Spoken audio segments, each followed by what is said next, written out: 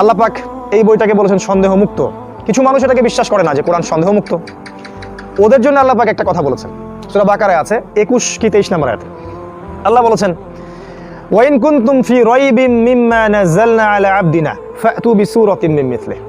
আল্লাহ বলছেন, আমি যে কোরআন তোমাদের উপর নাজিল করেছি এই বই নিয়ে যদি তোমাদের কোনো সন্দেহ থাকে, ফাতু বিসূরাতিন মিন মিথলিহি, একটা সূরা এর মতো নিয়ে এসে দেখাও, একটা সূরা কোরআনের মতো নিয়ে এসে দেখাও।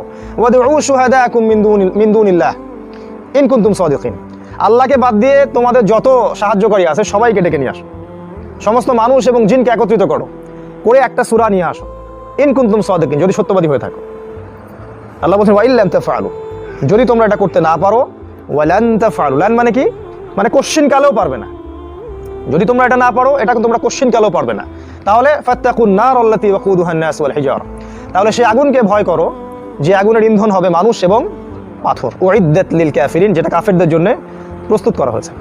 আল্লাহ পাক এই বইটাকে সন্দেহমুক্ত বই বলেছেন, চ্যালেঞ্জ করে দিয়েছেন, যদি বিশ্বাস না হয় চেষ্টা করে একটা সূরা নিয়ে এসে দেখাও। আবু জেহেলের নাম শুনেছেন আপনারা, আবু সুফিয়ান, উতবা, সাইবা, এরা দিনের বেলা নবীজির বিরোধিতা করত প্রকাশ্য। রাতের বেলা আমাদের নবী সাল্লাল্লাহু আলাইহি ওয়াসাল্লাম যখন তাহাজ্জুদের নামাজ পড়তেন, এই আবু জেহেলি চুপচুপ করে নবীর কোরআন তেলাওয়াত শুনতো। চিন্তা করতে পারেন, একদিন ওখানে একটা প্রতিযোগিতা হলো আর কি। আরবরা ছিল কবি সাহিত্যিকদের একটা যুগ, ওখানে কাব্যের একটা ব্যাপক প্রচলন ছিল। একজন সাহাবীকে দায়িত্ব দিয়ে রাসূল সাল্লাল্লাহু আলাইহি ওয়াসাল্লাম কাবা ঘরের সামনে 3টা আয়াত কোরআনের লটকে দিলেন, 3টা আয়াত।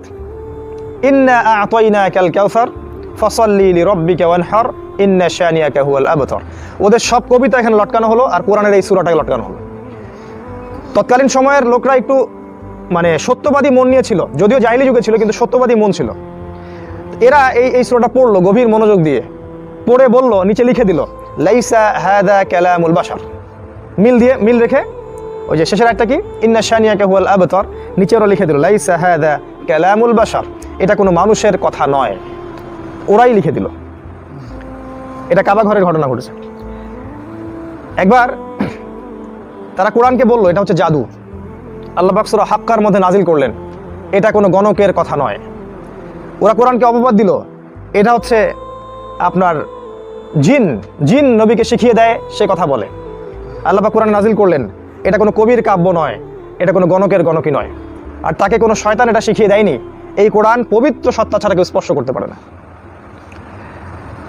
অনেক কথা কোরআন নিয়ে, সারা রাত চলে যাবে কোরআন নিয়ে কথা বলতে গেলে। এবারে আসেন যে আমাদের নবী এবং সাহাবায়ে কেরাম ওই মক্কায় কোরআনকে সাথে নিয়ে কি এমন কাজ করলেন যার ফলে পুরো সমাজটা চেঞ্জ হয়ে গেল।